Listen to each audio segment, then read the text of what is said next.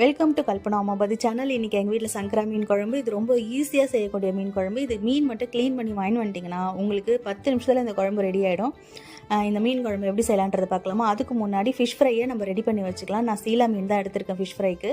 இதுக்கு வந்துட்டு எனக்கு பிடிக்குன்றதுனால 65 மசாலா கொஞ்சம் போட்டுக்கிறேன். வீட்டில் அரைச்ச குழம்பு மிளகாத்தூள், ரெட் சில்லி, உப்பு, புளி கரைச்சல் கொஞ்சோண்டு, தண்ணியை தெளித்து மிக்ஸ் பண்ணி மீனை போட்டு நம்ம தண்ணியை எடுத்து வச்சுக்கலாம். நீங்கள் ஃபிஷ் ஃப்ரை பண்ணும்போது லைட்டாக கார்ன்ஃப்ளவர் வேணும்னா தூவிக்கோங்க, கொஞ்சம் கிறிஸ்பியாக இருக்கும். அதுக்கப்புறம் வந்துட்டு மீடியம் சைஸில் 3 வெங்காயம் வந்துட்டு நான் கட் பண்ணிக்கிறேன். பூண்டு, கருவேப்பிலை, வெங்காயம், தக்காளியை நான் கையில் தாங்க கரைச்சிருக்கேன். உங்களுக்கு வேணும்னா நீங்கள் மிக்சியில் அரைச்சிக்கலாம். குழம்பு மிளகாத்தூள் வந்துட்டு வீட்டில் அரைச்சது ஒரு 8லேருந்து 10 ஸ்பூன் வரைக்கும் போட்டுக்கோங்க. காரத்துக்கு ஏற்ற மாதிரி கல் உப்பு, புளி கரைச்சல் வந்துட்டு எப்படி இருக்கணும்னா ஒரு எலுமிச்சப்பழம் சைஸை விட கொஞ்சம் பெருசாக இருக்கணும். இது எல்லாமே நான் மிக்ஸ் பண்ணி ஒரு பாத்திரத்தில் ரெடி பண்ணி எடுத்து வச்சுக்கிறேன். உப்புலேருந்து காரம்லேருந்து எல்லாமே நம்ம போட்டு ரெடி பண்ணி வச்சாச்சு. ஒரு கடாயில் எண்ணெய் ஊற்றி கடுகு, வெந்தயம், பூண்டு, அதுக்கப்புறம் வெங்காயம் கட் பண்ணி வச்சது, கருவேப்பிலை, இதை போட்டுட்டு ஒரு 60% வதங்கினா போதுங்க. ரொம்ப நேரம் வதங்க வேண்டிய அவசியம் இல்லை. இது கூடவே நான் எப்பவும் போல் வந்துட்டு மஞ்சத்தூளும் ரெட் சில்லியும் போடுவேன்.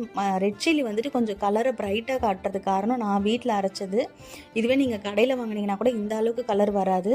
நான் நெக்ஸ்ட் வீடியோவில் எப்படி அரைக்கலான்றதை சொல்கிறேன். அதுக்கப்புறம் வந்துட்டு நம்ம புளி கரைச்சல் ரெடி பண்ணி வச்சுருக்கோம் இல்லையா, இதை நம்ம ஊற்றிக்கலாம். ஊற்றிட்டு ஹையில் வச்சு நல்ல குழம்பு கிளறிட்டு ஹையில் வச்சு மூடி போட்டு வச்சுருங்க. இந்த ஹையில் வச்சதுக்கப்புறம் நல்லா கொதிச்சு வரும் பாருங்கள். இந்த கொதிச்சு வரும்போது சிம் பண்ணிவிடுங்க. சிம் பண்ணிவிட்டு குழம்பு வந்துட்டு நல்லா கொதிச்சு ஒரு சுண்டி எண்ணெய் பிரிஞ்சு வரும் பார்த்திங்களா, அந்த நேரத்தில் குழம்பு வந்துட்டு நல்லா கொதிச்சிடுச்சுன்னு அர்த்தம். அப்போ வந்துட்டு மீனை போட்டுக்கலாம். மீனை போட்டுட்டு ரொம்ப கிளறி விடக்கூடாது, ஏன்னா பார்த்து கிளறணும் லைட்டாக மட்டும், ஏன்னா அடியில் வந்துட்டு குழம்பு நின்றுடக்கூடாது.